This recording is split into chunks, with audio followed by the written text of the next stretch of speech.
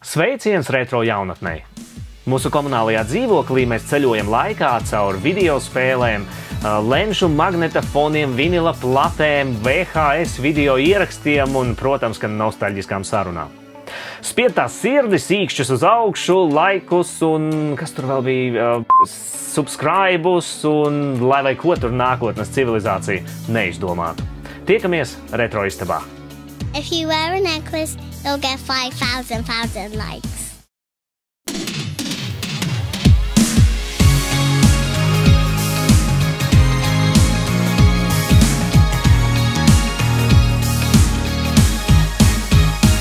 Motopeles no Marsa bija liela manas bērnības sastāvdaļa, un tā tiešām bija viena no tām multenēm, kuras dēļ es skrēju no skolas uz mājām, lai to nenokavētu. Amerikāņu sci-fi multiplikācijas seriāls Biker Mice from Mars pirmo reizi dienas gaismu redzēja 1993. gada 19. septembrī. Un kā jūs nojaušat, Latvijā tas notika mazlietiņu vēlāk. Tas notika ar LNT kanāla atnākšanu. Latvijas neatkarīgā televīzija jeb LNT tika dibināta 1996. gadā. Tas nozīmē to, ka visdrīzāk pirmo reizi Motopeles no Marsa mēs redzējām 96. gadā, kas ir 3 gadus vēlāk nekā pārējā pasaule. Motopeles no Marsa. Lecam un laizam. Laizam? Laižam, lecam un laižam. Motopeles no Marsa. Šī multene ir par 3 cilvēkveidīgām žurkām. Ar žurkām? Mana mamma nav laidusi pasaulē nevienu smirdīgu žurku, skaidrs? Pelēm. 3 cilvēkveidīgām pelēm no Marsa. Un viņu planētu iznīcināja plutarkieši, kuri, protams, ka turpina savus negantos darbiņus uz planētas Zeme. Vienmēr sakot, lieta grozās ap derīgajiem izrakteņiem. Un šie plutarkieši, tie ņurņikģīmi būtu iznīcinājuši arī mūsu planētu Zeme, ja mūs neaizsargātu peles uz motocikliem. Veči, es gribu jums ko teikt. Šajā trakajā izplatījumā mēs varam paļauties tikai uz 3 lietām. Uz mūsu smadzenēm, mūsu brāļiem un mūsu močiem. Uzlikt ķiveres!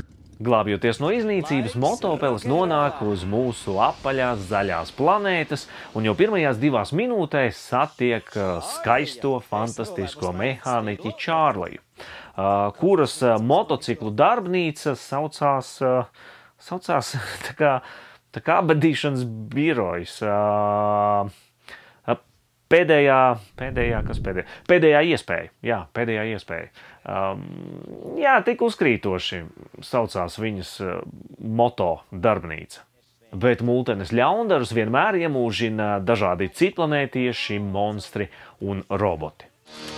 Hasta la vista, grauzēji! Par citu, lai cik sprādziens vai apšaudas mēs neredzētu, nevienas asins pilītes šajā multenē nav. Seriāls ir pārbāzts ar pakaļdzīšanās ainām, ar kautiņiem, ar sprādzieniem, ar šaušanām un, protams, kad ar augstākās klases humoru. Vai es neesmu stilīgs? Nē, jo tev ir smirdīga elpa. Atkal es sēdīšu cīpolus. Par galvenajiem varoņiem. Vincents, jeb Vinijs, ir pele ar deformētu vienu sejas pusi maskā. Modo ir pele ar bionisko roku, bet Trotils ir peļu līderis ādas jakā un zaļās saules brillēs. Man tomēr liekas, ka daudz krāsaināki ir galvenie šī seriāla antivaroņi, kā Lorents Limburgers, tārpus ēdošais citplanētietis smirdīgā zivs, Eļas Baļa, Limburgera eļļainais rokas puika, Karbunkuls, trakais profesors, kurš pagātnē ir veicis eksperimentus uz motopelēm, un virspavēlnieks, Plutarkijas galvenais boss un lords, jeb Limburgera pātagotājs. Tas saraksts ir patiesībā diezgan pagarš, un visus nosaukt es nevarēšu, bet likšu galā UC. Viena no manām spilgtākajām bērnības atmiņām bija fantastiski smieklīgais tūkojums. Nolasīšu jums pāris epitetus. Ņurņikģīmis, cietpauris, taukainais klucis, stulbais eļļas pleķis, deģenerātu duo, smadzeņpods un glumeklis, smirdīgais siera ģīmis, smirdīgais siera ritulis, smirdīgā siera omlete, smakojošā elpa, puņķu tapa, šos var izmantot darbā. Jūsu biezšķēlība, jūsu aromātība, jūsu bakainība, jūsu smalkšķēlainība, jūsu dižā sierainība, jūsu čedarainā sierainība, jūsu samtmaigumība, jūsu sierkārtība, jūsu biezpienainība un jūsu aristokrātiskā smirdonība. Aristokrātiskā smirdonība. Motopelis no Marsa. Protams, ka neizpalika arī savas problēmas tūkojumā. Jā, boss, tu esi nopilinājis man visu paklāju. Jocīgi, bet izskatās, ka galvenā varoņa vārda skanīgu tūkojumu meklēja līdz pat 5. epizodei, jo tā bija pirmā reize, kad mēs to dzirdējām skanīgā Latviju mēlē. Un vēl veselu sekundi rezervē nemaz nav satraucoši. Tagad viss atkarīgs no moda un trotila.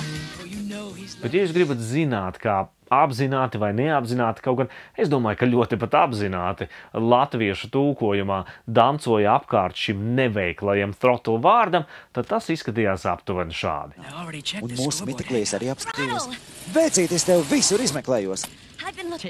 Arī ar vienu pietiks pretekli, jo īpaši ar viņu. Let's Ride vai Rock'n'Ride, jeb leģendārais Lecam un laižam tūkojums, pirmo reizi parādījās tikai 7. epizodē. Lecam un laižam! Es pat teiktu tādā diezgan neefektīvā veidā. Lecam un laižam!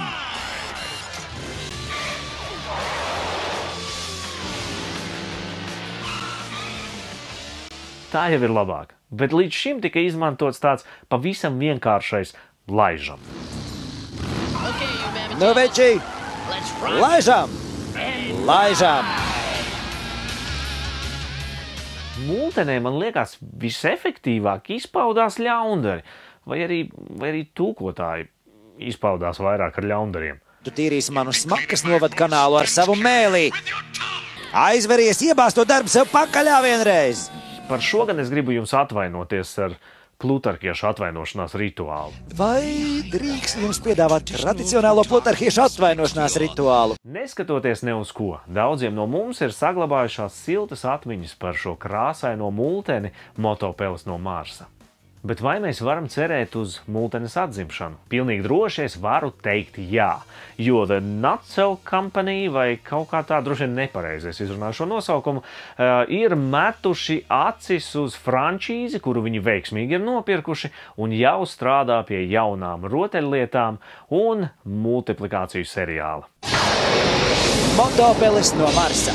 Un ar šo man ir jāsaka lecam un laižam.